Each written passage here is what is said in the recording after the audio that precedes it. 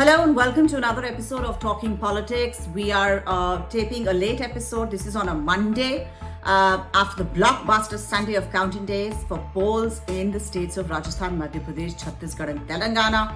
And as we are taping this, results from Mizoram are coming in with the ZPM all set to take charge in that state, voting out the MNF. Now, this episode will be coming on the tail of a lot of analysis that seems to have been filed in the media, both electronic, digital, and of course my own set of media, which is print media. So I'm not going to go into a lot of who won, why they won, what happened, but this is a more forward-looking sort of an episode. It takes off from where Prime Minister Narendra Modi, while addressing BJP workers at the party headquarters in New Delhi on Sunday night, said that this hat-trick of victories for the BJP in Madhya Pradesh, Chhattisgarh and Rajasthan could be the hat-trick for it in 2024. That is, after winning the general elections of 2014-19, the BJP may well win or is en route to win the 2024 general election. There have always been attempts to basically conflate the results of these set of assembly elections to the 2024 elections because of the very short time in which both these occur. This has been true and false in a number of years. Like in 2003, the BJP swept all three states but lost the general elections of 2004. In 2014, BJP won these states, that is 2013, they won these states, but and also won the 2014 general elections.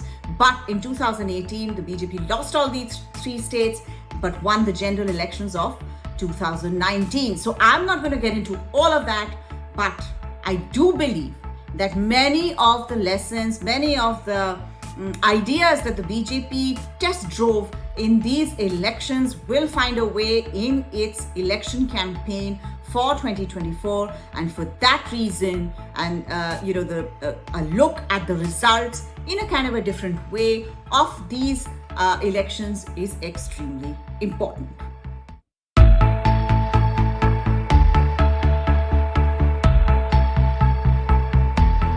So what are the lessons for the BJP in these elections? The first and the biggest lesson I feel is Modi plus. Now that is something that the BJP has decided that it has to go with, because when it only projects Prime Minister Modi without the organization pulling its weight behind him, you get a Karnataka.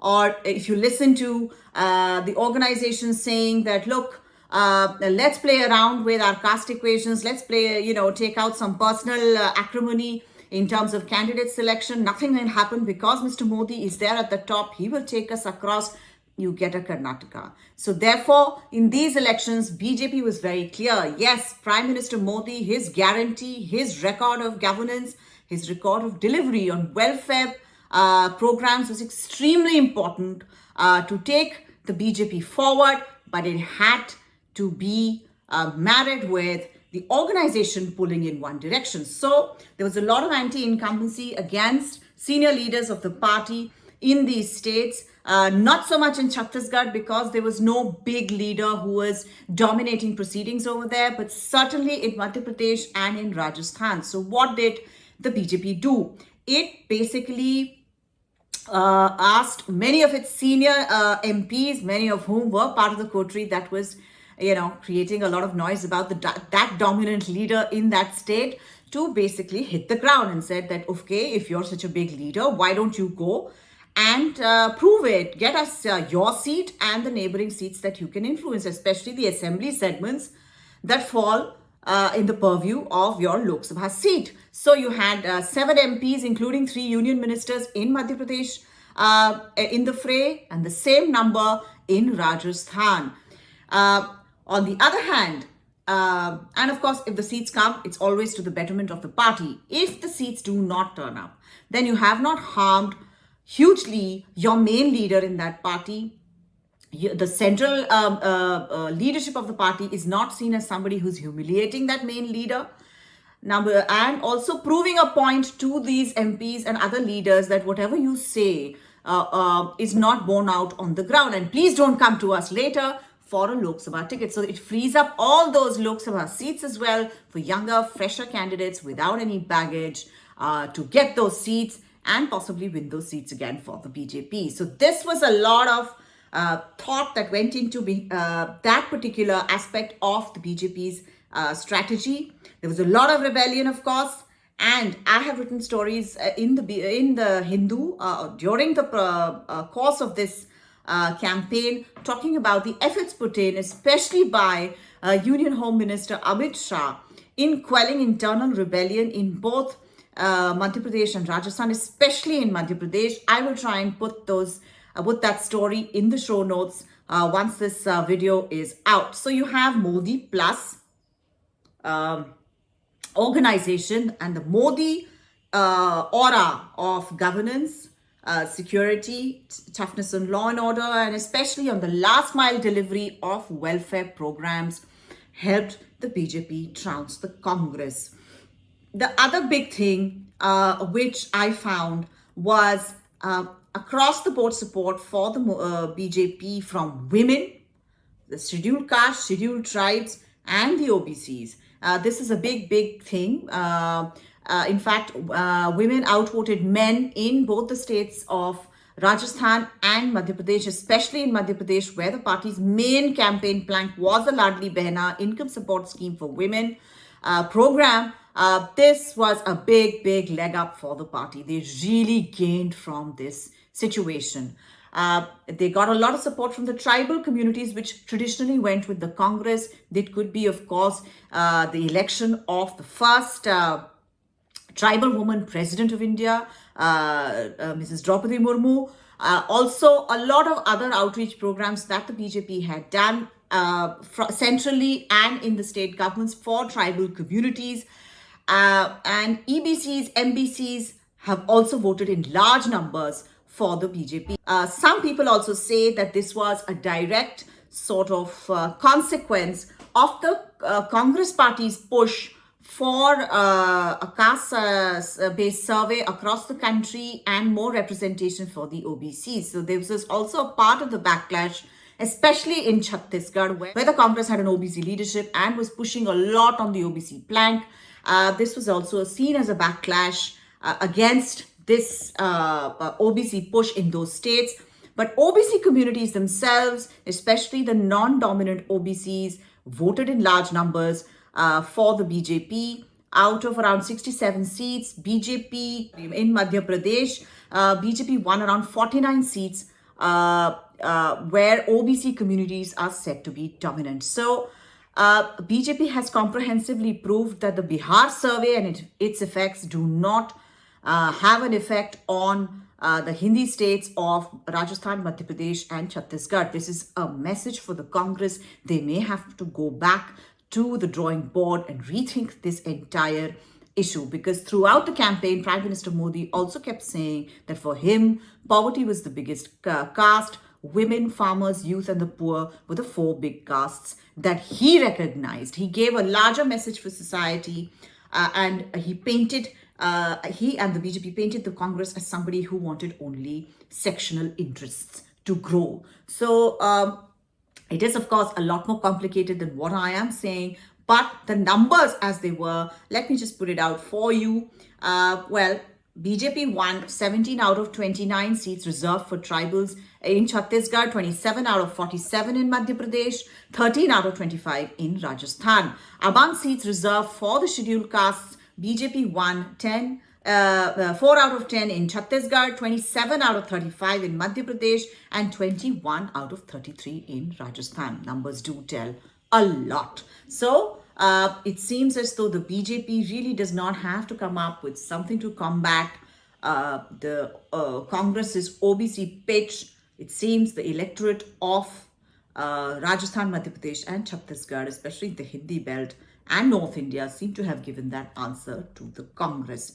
Well, a lot of people did say that in Telangana, the BJP probably shot itself in the foot. And that is correct to a certain extent, because the Congress managed to dislodge the Bharat Rashtra Samithi party, which had been in power for 9.5 years in that state. In fact, ever since the state of Telangana had been declared.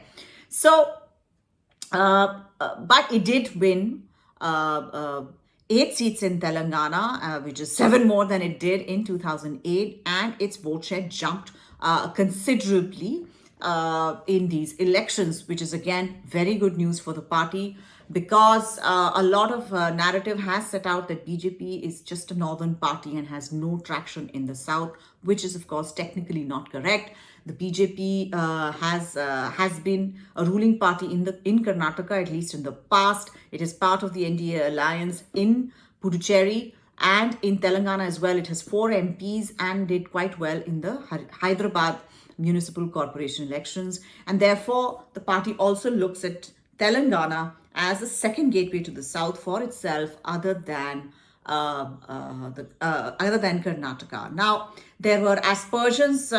Basically, BJP, just before the poll season really got underway, replaced its state president Bandi Sanjay Kumar, which seems to have hit its prospects quite hard, and appointed Union Minister G. Kishan Reddy in his stead. Now, this deflated the momentum that Bandi Sanjay Kumar had created in mounting a convincing campaign against the BRS. Now, there were also aspersions cast against the BJP that it was in some kind of a deal or an understanding with the BRS to split the opposition vote between itself and the Congress and usher the BRS back to power, which would in turn help the BJP in the upcoming Lok Sabha elections.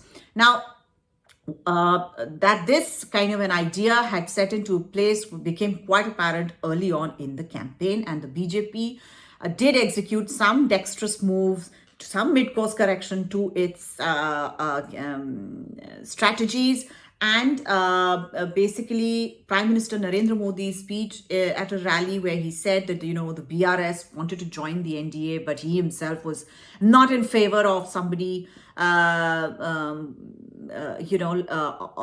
had been, dynastic politics and afflicted with corruption allegations joining the NDA. So this kind of gave some fillip to some of the conviction in the opposition that the BJP was mounting.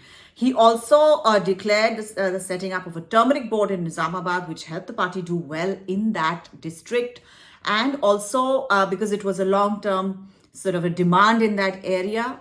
And he also said that the BJP would support and the central government would set up as soon as possible a subcommittee to go into a committee to go into the subcategorization for the Madiga community within the scheduled caste grouping in Telangana.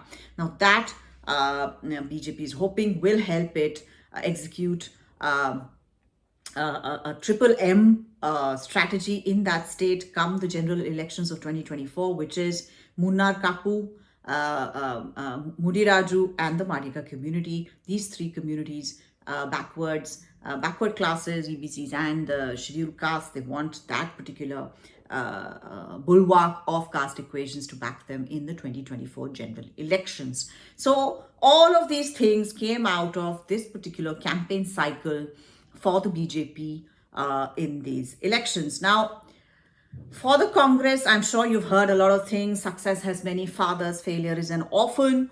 There were a lot of things that they need to learn from this set of elections. This was a hubris campaign. There was overconfidence in Chhattisgarh. There was, go-it-alone feeling by the PCC president, Mr. Kamal Nath, in Madhya Pradesh and in Rajasthan. There was an alternation and, of course, internal quibble that happened between Chief Minister Ashok Gehlot and Sachin Pilot. Now, all of these issues, of course, contributed to the failure of the Congress to basically win in Madhya Pradesh and retain Rajasthan and Chhattisgarh. Now, as I said before, termed a semi-final before the big Lok Sabha polls of 2024, the electoral verdict in this set of polls is hardly ever reflective of what will happen in the big polls, but certain ideas generated by these polls is likely to be deployed in 2024 for sure. This is all I have for you this week. Thank you so much for watching. Do join me again next time.